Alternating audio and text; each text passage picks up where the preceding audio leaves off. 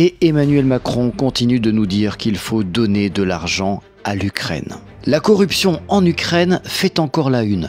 Le bureau d'enquête national DBR ukrainien a annoncé la saisie de près de 5 millions d'euros en liquide chez une responsable soupçonnée d'aider des hommes à échapper à la mobilisation. L'argent était caché dans tous les recoins de son appartement, tiroirs, placards, même dans des niches. Mais ce n'est pas tout. Des bijoux et autres objets de valeur ont aussi été retrouvés. Cette responsable, Tetiana Krupa, est chef de la commission médicale de la région de Khmelnytsky et devait décider si les hommes étaient aptes à partir au front.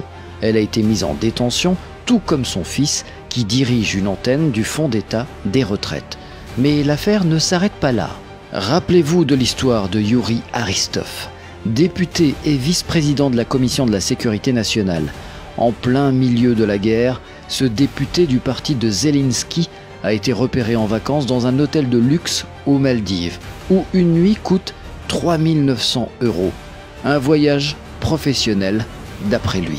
Ces scandales tombent mal, surtout quand on sait combien d'argent l'Ukraine reçoit de ses alliés.